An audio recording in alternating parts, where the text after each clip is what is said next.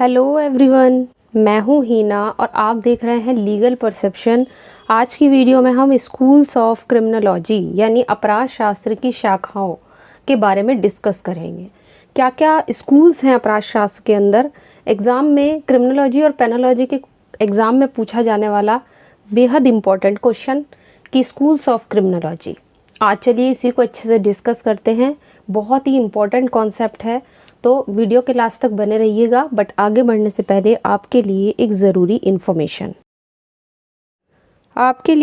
Information ये है कि क्रिमिनोलॉजी और पेनोलॉजी के जो नोट्स हैं वो तैयार हो चुके हैं, जो हिंदी लैंग्वेज में और बिल्कुल सिंपल लैंग्वेज में हैं और पीडीएफ फॉर्म में है, जिनको आप प्रिंट करा सकते हैं।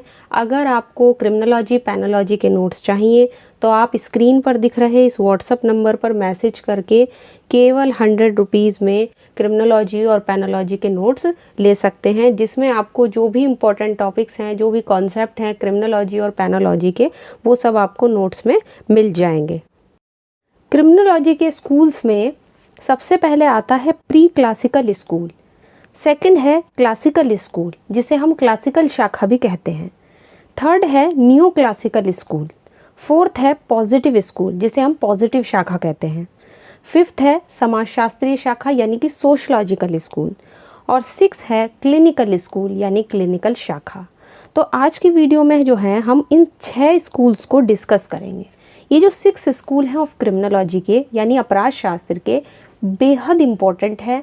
एग्ज़ाम में अगर स्कूल्स पे क्वेश्चन आता है तो आपको यही सारे इम्पॉर्टेंट स्कूल्स लिखने होते हैं। तो चलिए बिना देरी किए फटाफट एक एक को डिस्कस करते हैं। सबसे पहले बात करते हैं प्री क्लासिकल स्कूल की। अब ये जो प्री क्लासिकल स्कूल है, इसको गहराई से डिस्कस करने से पहले ये समझिए कि ये जो स्कूल है ये सबसे पहला स्कूल है आपके अपराध शास्त्र का। सबसे पहला स्कूल, कोई भी व्यक्ति जो अपराध करता है उस पर एक राक्षसी ताकत का प्रभाव होता है, ऐसा कहना है प्री क्लासिकल स्कूल का। यानी कि क्रिमिनोलॉजी के जो स्कूल्स हैं, जो इतने भी 6 टाइप्स के स्कूल हमने अभी देखे एक एक करके, वे सब इस बात को लेके अलग अलग विचारधारा रखते हैं कि कोई व्यक्ति अपराध क्यों करता है। जिस तरीके से आपने पढ़ा होगा ना जूरिस्प्रूडेंस में कि व्हाट इज़ लॉ, कानून क्या है, उसको लेकर अलग अलग विचारधाराएं हैं, अलग अलग स्कूल्स हैं जूरिस्प्रूडेंस के। इसी तरीके से बिल्कुल आपके जो अपराध शास्त्र के जो ये स्कूल्स हैं, ये भी आपके 6 के 6 स्कूल यही बताते हैं कि कोई व्यक्ति अगर अपराध करता है तो क्यों करता है, और इसी को लेके अलग अलग विचारधारा बटी हुई है। अगर बात करें हम प्री क्लासिकल स्कूल की, मतलब क्लासिकल स्कूल से पहले, जो आपकी क्लासिकल स्कूल अब हम पढ़ेंगे ना इसके बाद, उससे पहले था ये स्कूल। और ये स्कूल ये बोलता है कि अगर कोई व्यक्ति अपराध करता है तो वो किसी राक्षसी ताकत, किसी भूतिया प्रभाव के कारण अपराध करता है। मतलब उस पर किसी भूत का, किसी प्रेत का प्रभाव है, वो उससे अपराध कराता है, ऐसा कहना है। अब ये क्योंकि एक राक्षसी ताकत की बात करता है ये स्कूल, इसलिए हम इसको डेमोनोलॉजिकल स्कूल भी कहते हैं। डेमोनोलॉजिकल, डेमोनोलॉजिकल का मतलब डेमन, डेमन का मतलब क्या होता है, राक्षस। डेमन, डेमन का मतलब क्या होता है, इंग्लिश वर्ड का राक्षस। तो इसीलिए इसको डेमोनोलॉजिकल स्कूल कहते हैं, और इसका मतलब यही होता है कि राक्षस या भूत। तो प्री क्लासिकल स्कूल ये मानता था कि भैया अगर कोई व्यक्ति अपराध करता है तो वो राक्षसी ताकत के कारण करता है। इस स्कूल की शुरुआत कब हुई थी यूरोप में, 17वीं और 18वीं शताब्दी में, और इस विचारधारा का युग था, बहुत ज़्यादा पॉपुलर थी ये विचारधारा उस टाइम पे। इसकी सबसे बड़ी विशेषता क्या थी कि उस समय धर्म का बहुत ज़्यादा प्रभुत्व होता था, मतलब रिलीजन पे बहुत ज़्यादा जोर दिया जाता था, और अज्ञात देवी शक्ति द्वारा व्यक्ति कंट्रोल होता है ये माना जाता था। अब इसकी अगर मैं विशेषताओं की बात करूं तो एक विशेषता तो यहीं से आ जाती है कि अज्ञात देवी शक्ति द्वारा व्यक्ति कंट्रोल होता है, ये माना जाता था उस टाइम पे। मतलब अज्ञात देवी शक्ति का मतलब कोई सुपर पावर है, कोई राक्षसी ताकत है जो व्यक्ति से अपराध करा रही है। व्यक्ति खुद अपराध नहीं कर रहा है, वो उससे अपराध करा रही है। व्यक्ति अपनी इच्छा से बिल्कुल अपराध नहीं करता, ये मानना था इसका।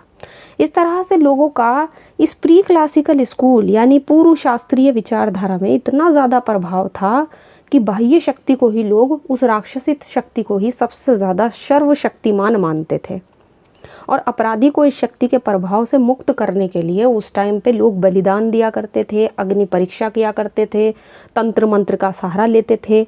तो उस समय अपराधी को दंडित करने का कोई निश्चित मानदंड नहीं था। मतलब ये नहीं था कि अगर किसी ने किसी का मर्डर कर दिया तो उसके लिए क्या स्पेसिफिक दंड मिलेगा, ऐसा कुछ नहीं था। क्योंकि ये माना जाता था कि जो ईश्वरीय शक्ति ही उसको दंड दे सकती है, मनुष्य उसमें किसी तरह का कोई इंटरफेयर, कोई हस्तक्षेप नहीं कर सकता। इसलिए दंड बहुत ही मनमाने और बहुत ही कठोर होते थे, बहुत ही कठोर दंड लोगों को दिया जाता था। तो ये सब था आपका प्री क्लासिकल स्कूल में। प्री क्लासिकल स्कूल आपका क्लासिकल स्कूल से पहले आता है, बिल्कुल ध्यान रखना है, और इसके बाद आता है आपका क्लासिकल स्कूल। नेक्स्ट है क्लासिकल स्कूल, बेहद इम्पॉर्टेंट स्कूल, और बिल्कुल जो प्री क्लासिकल स्कूल में माना गया उसको बिल्कुल इसने मानने से इनकार कर दिया। इस स्कूल का ये मानना था कि कोई व्यक्ति क्राइम इसलिए नहीं करता कि उसके ऊपर राक्षसी ताकत या किसी भूतिया ताकत का प्रभाव है, बल्कि कोई व्यक्ति अगर अपराध करता है तो इसलिए करता है क्योंकि उसकी अपनी इच्छा होती है, अपनी फ्री विल से वो अपराध करता है। फ्री विल का मतलब स्वतंत्र इच्छा, वो करना चाहता है अपराध, उसकी अपनी इच्छा होती है, उससे उसे खुशी मिलती है, इसलिए वो अपराध करता है। ये स्कूल कब आया? ये आया 18वीं शताब्दी में। वो तो आया था 17वीं और 18वीं के बीच में, ये आया है 18वीं शताब्दी में। और इसको शुरू करने की शुरुआत का श्रेय किसको जाता है? बकारिया को। बकारिया का नाम ध्यान रखना है, क्लासिकल स्कूल में है, और इन्होंने ही इस स्कूल को शुरू किया था। इसके अलावा और भी कई सारे हैं, जैसे कि ब्लैकस्टोन हैं, जेरेमी बेंथम हैं, रोमिले हैं, रॉबर्ट पील हैं, इन्होंने भी इस विचारधारा को आगे बढ़ाया। बकारिया का कहना ये था कि इन्होंने एक तो सबसे पहले उस सिद्धांत का खंडन किया जो प्री क्लासिकल स्कूल में चला आ रहा था कि भैया कोई राक्षसी ताकत व्यक्ति से अपराध कराती है। इन्होंने इसका खंडन कर दिया बिल्कुल, और मनुष्य की जो खुद की इच्छा होती है उसको ही अपराध का कारण बताया। फिर एक और थे डोनाल्ड टैफ्ट, ये भी क्रिमिनोलॉजिस्ट हैं। इन्होंने का भी कहना यही है कि जो बकारिया ने जो फ्री विल थ्योरी, मतलब जो स्वतंत्र इच्छा का सिद्धांत दिया है, वो हर व्यक्ति की सुख और दुख की कल्पना अलग अलग होती है। इन्होंने ऐसा कहा टैफ्ट ने। इन्होंने भी उसी सिद्धांत की व्याख्या की जो बकारिया ने की थी, क्योंकि इनका कहना था कि मनुष्य सुख का ज़्यादा से ज़्यादा उपभोग करना चाहता है और दुख को कम से कम करना चाहता है, मतलब दुख से दूर रहना चाहता है व्यक्ति। कोई संसार में ऐसा व्यक्ति नहीं है कि जो दुख लेना चाहता हो और सुखों को छोड़ना चाहता हो। सुख की चाह में ही व्यक्ति अपराध करता जाता है। तो व्यक्ति की अपनी इच्छा होती है सुख प्राप्त करने की, उसको खुशी मिलती है अपराध करने से, इसीलिए वो अपराध करता है। कोई राक्षसी ताकत उससे अपराध नहीं कराती, ऐसा कहना था इस स्कूल के विचारकों का। अब इसकी विशेषताओं की अगर मैं बात करूं तो इसकी सबसे पहली विशेषता यही है कि व्यक्ति अपनी खुद की इच्छा शक्ति से नियंत्रित होता है, मतलब उसकी अपनी खुद की विल है, अपनी खुद की इच्छा है कि वो अपराध कर रहा है। सेकेंड चीज़ ये है कि अपराध शास्त्रियों का जो केंद्र बिंदु था इस स्कूल के, मतलब उनका जो सारा फोकस था वो अपराधी के कार्य पर होना चाहिए। उनका ऐसा मानना था कि हमारा जो फोकस है वो अपराधी के एक्ट पर होना चाहिए, कि वो क्या एक्ट कर रहा है, ना कि उसके काम के पीछे उसकी इंटेंशन क्या है। इस पर हमें जोर नहीं देना है। अपराधी जो है वो अपने मन में दुख, अपमान, लांछन का डर ही है उसके मन में कि उसे अपराध करने से रोकने में सहायक होता है। मतलब अगर उसके मन में दुख है, अपमान है, या वो लांछन का डर अपने मन में रखता है, तभी वो अपराध करने से रुकेगा। अदरवाइज अगर उसको खुशी मिल रही है तो वो ज़रूर अपराध करेगा। अपराधी को दंडित करने की बजाय, चौथा पॉइंट है ये, अपराधी को दंडित करने की बजाय अपराधों की रोकथाम पर इन्होंने ज़्यादा महत्व दिया है। बकरिया ने अपनी एक फेमस बुक, कौन सी थी इनकी फेमस बुक, आप चाहे तो नोट डाउन कर सकते हैं, क्राइम एंड पनिशमेंट, यानी कि अपराध और दंड। इस बुक में बकारिया ने दंड के प्रतिशोधात्मक आधार को पूरी तरह से नकार दिया। प्रतिशोधात्मक क्या होता है? किसी से बदला लेना। किसी ने आपके साथ क्राइम किया, आप भी उसके साथ क्राइम करो, तो इसको इन्होंने बिल्कुल तरह नकार दिया। और इन्होंने कहा कि भैया पनिशमेंट का मुख्य उद्देश्य अपराधी को कम से कम शारीरिक दंड देना है और उसे कम से कम पीड़ा देनी चाहिए। तो ऐसा इन्होंने बोला है इस बुक में। तो समझ गए, प्री क्लासिकल स्कूल में क्या था कि राक्षसी ताकत व्यक्ति से अपराध कराती है, और इसको स्कूल में ये था कि व्यक्ति की अपनी खुद की इच्छा होती है, वो खुद अपनी इच्छा से अपराध करता है, कोई राक्षसी ताकत उससे अपराध नहीं कराती। नेक्स्ट आता है न्यू क्लासिकल स्कूल। अब न्यू क्लासिकल स्कूल खड़ा हुआ किसके अगेंस्ट? क्लासिकल स्कूल के। अब क्लासिकल स्कूल ने माना कि व्यक्ति की खुद की इच्छा होती है अपराध करने की, लेकिन न्यू क्लासिकल स्कूल ने थोड़ा सा अलग अपनी धारणा प्रस्तुत की, और बिल्कुल ये अलग है। इसने ये कहा कि भैया आप जो दंड दे रहे हो ना, कोई व्यक्ति अवयस्क है, कोई बच्चा है, उसने कोई अपराध कर दिया, कोई पागल है, उसने कोई अपराध कर दिया, कोई डिसेबल व्यक्ति है, लंगड़ा है, लूला है, उसने कोई अपराध कर दिया, तो आप उनको दूसरे लोगों के जो सामान्य अपराधी हैं आप उनके जैसा उनको दंड मत दो। ऐसा करना बिल्कुल गलत होगा। मतलब जो व्यक्ति पहले से ही आदतन अपराधी है, उसकी तो आदत बन चुकी है अपराध करने की, वो तो हैबिचुअल ऑफेंडर है, क्या आप उसको भी वही दंड दोगे जिसने पहली बार अपराध किया है? भले ही वो मतलब या तो अक्षमता है उसके अंदर, मतलब या तो वो डिसेबल है, या फिर वो बच्चा है, या फिर वो पागल है। अगर ऐसे लोग अपराध कर देते हैं तो आप उनको उनके बराबर थोड़ी ना रखोगे जो सामान्य अपराधी हैं या जो हैबिचुअल ऑफेंडर है। तो इस चीज़ पर सबसे ज़्यादा जोर दिया है न्यू क्लासिकल स्कूल ने। और ये जो है स्कूल आपका मतलब जो खड़ा हुआ है ये अगेंस्ट था आपके क्लासिकल स्कूल के। ये भी इस बात को बिल्कुल नहीं मानता कि मतलब कोई व्यक्ति फ्री विल के कारण अपराध करता है, थोड़ा सा अलग है ये। और सबसे ज़्यादा जो इसका महत्व है वो इसी बात को लेकर है कि ये पहला स्कूल था जिसने इस बात पे जोर दिया है कि भैया जो लोग अक्षम हैं, अवयस्क हैं, पागल हैं, इनको ऐसा दंड मत दो जो आप सामान्य तौर पर और अपराधियों को देते हो। उनके प्रति हमें थोड़ी सी उदार नीति अपनानी चाहिए, ठीक? क्योंकि जो पागल होते हैं, जो बच्चे होते हैं, उनको सही गलत करने की पहचान नहीं होती है ना। उन्हें सामान्य अपराधी जैसा दंड अगर आप दे भी दो तो उसके अच्छे परिणाम नहीं निकलेंगे, उसके अच्छे रिजल्ट नहीं निकलेंगे। अब अगर हम इस स्कूल की कुछ विशेषताओं की बात करें तो सबसे बड़ी विशेषता तो इसकी यही हो गई कि इसने ऐसे लोगों को हैबिचुअल ऑफेंडर यानी आदतन अपराधियों के जैसा दंड देने पर जोर दिया है कि आप उनको वैसा दंड मत दो जो पहली बार अपराध करते हैं, और जो आदतन अपराधी हैं उनको एक जैसा दंड मत दो, ठीक? सबसे पहला। दूसरा, इसका ये भी मानना था इस विचारधारा का, इस स्कूल का, कि मनुष्य अपने आचरण के लिए खुद जिम्मेदार होता है, खुद अपने कंडक्ट के लिए जिम्मेदार होता है।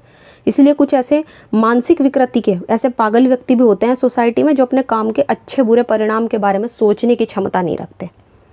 तो यहाँ पर सबसे ज़्यादा इम्पॉर्टेंट चीज़ यही है। बस आपको ध्यान क्या रखना है कि जो न्यू क्लासिकल स्कूल है वो क्लासिकल स्कूल के अगेंस्ट खड़ा हुआ था, और इसने सबसे बड़ा जो अंतर बताया वो यही है कि सबको एक जैसा दंड नहीं मिलना चाहिए।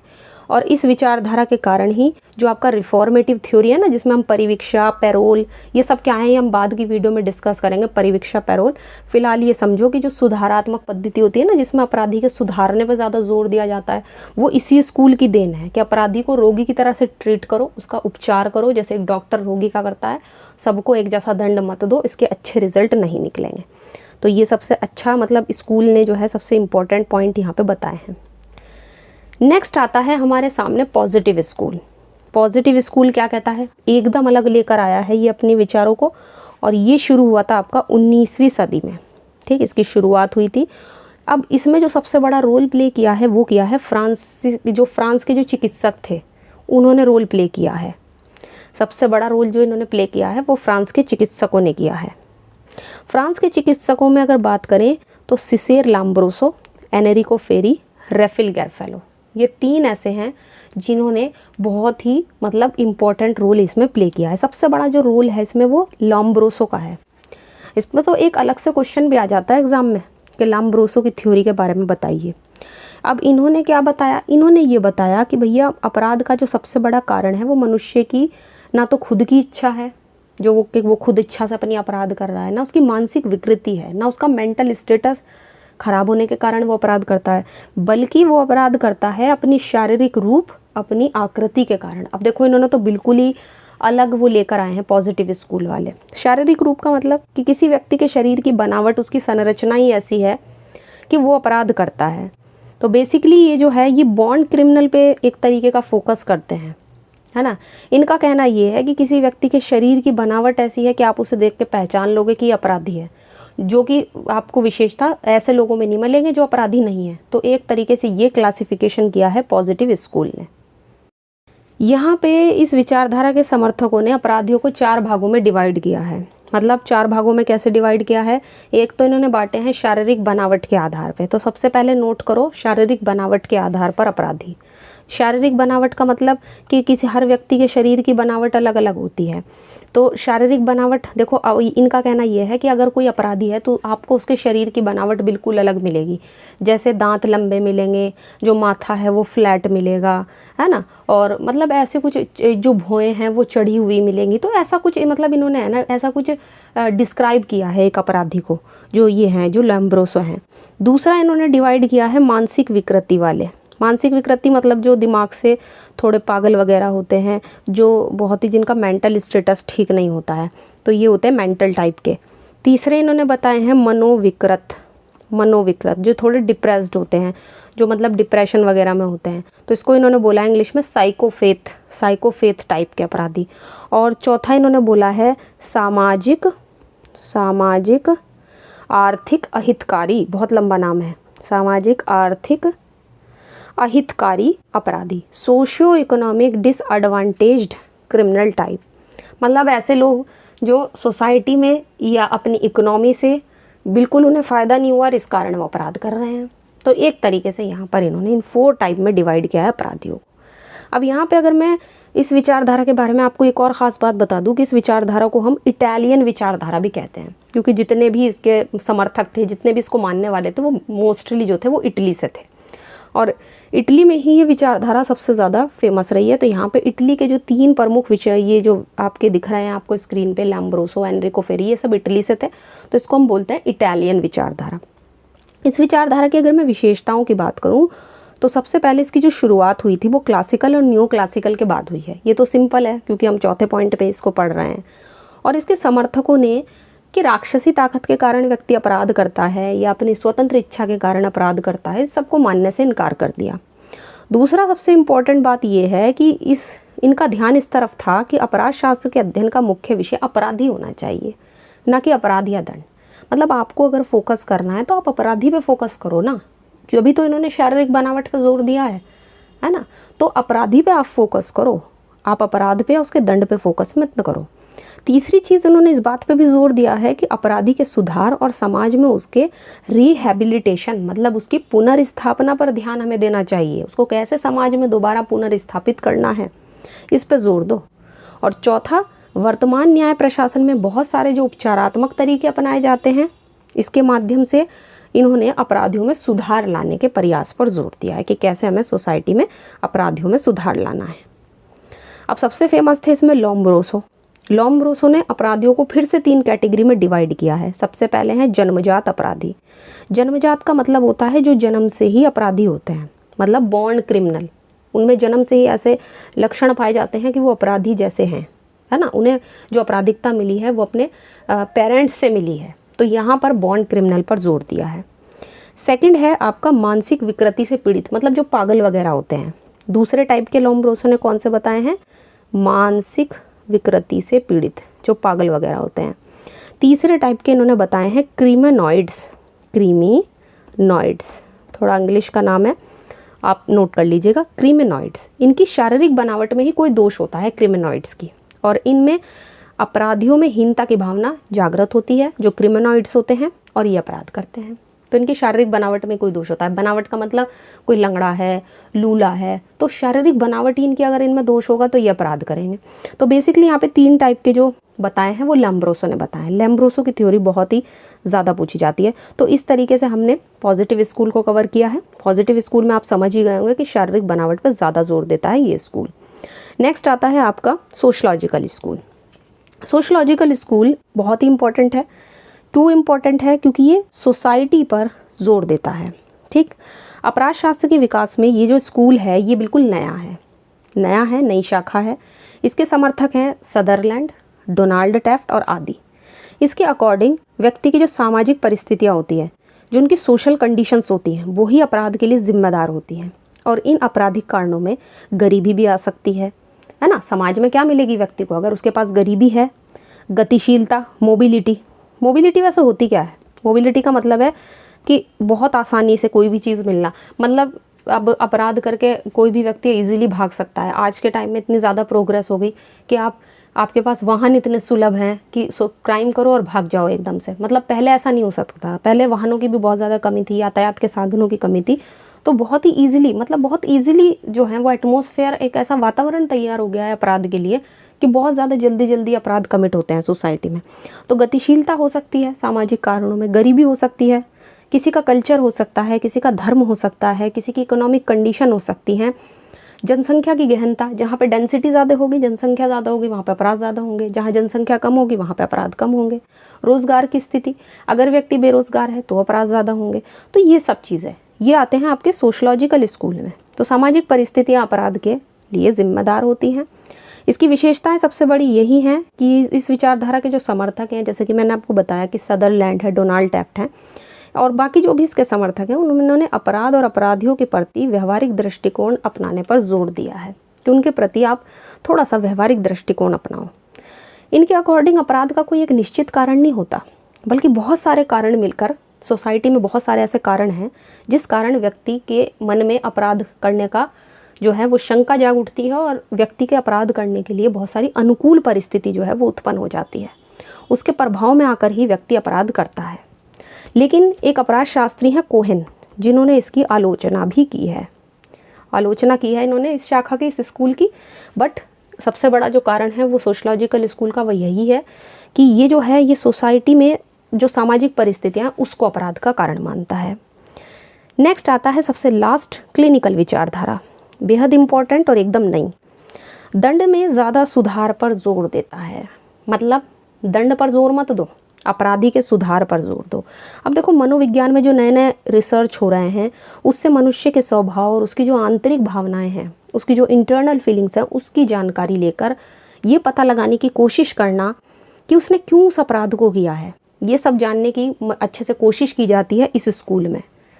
ये पता लगाया जाता है कि भैया किसी व्यक्ति ने अगर अपराध किया है तो उसने क्यों किया है, क्या कारण था, और फिर उसे सुधरने का मौका देना, ये सब देखा जाता है क्लिनिकल स्कूल में। क्लिनिकल स्कूल दंड की बजाय सुधार पर जोर देता है। ये स्कूल किसी भी व्यक्ति के क्रिमिनल बनने के रीज़न पर जोर देता है, क्या कारण रहा उसके अपराधी बनने का, क्यों वो क्रिमिनल बना, जिससे कि उसके आपराधिक व्यवहार को सुधारा जा सके, उसको रिफॉर्म किया जा सके। इसलिए इस नई विचारधारा को हम क्या बोलते हैं, क्लिनिकल विचारधारा। इसके समर्थकों का कहना है कि व्यक्ति के स्वभाव पर उसके वंशानुगत लक्षणों, मतलब जो भी उसमें वंशानुगत उसमें लक्षण आए हैं और उसके जीवन के जो भी पर्सनल एक्सपीरियंसेस हैं, जो भी व्यक्तिगत अनुभव हैं, उनका गहरा प्रभाव पड़ता है।